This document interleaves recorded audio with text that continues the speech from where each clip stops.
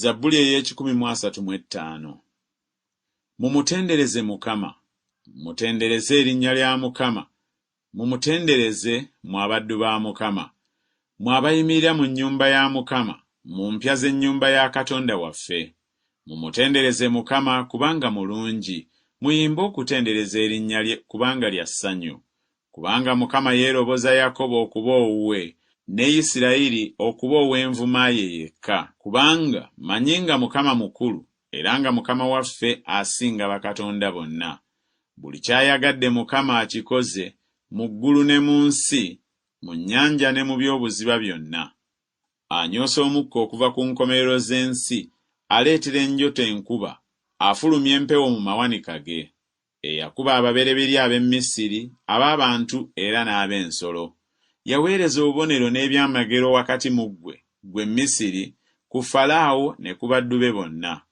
Eyakuba amawanga amangi n'atta bakabaka ab'amaanyi, Sikoni kabaka w'Abamooli, ne Ogi kabaka w'e Basani, n'amatwale gonna aga Kanani. N'agaba ensi yaabwe okuba obusika eri Isirayiri abantu be. Erinnya lyo, Ayi Mukama, libeerera ennaku zonna, n'ekijjukizo kyo, Ayi Mukama, okutuusa emirembe gyonna. Kubanga Mukama alisalira omusango abantu be, era alyejjusa mu bigambo eby'abaddu be. Ebifaananyi eby'amawanga ye ffeeza, ye zaabu, omulimu ogw'emikono gy'abantu. Birina obumwa naye tebyogera, birina amaaso naye tebiraba, birina amatu naye tebiwulira, so tewali mukka mu bumwa bwabyo. Ababikola balibifaanana, weewaawo buli abyesiga.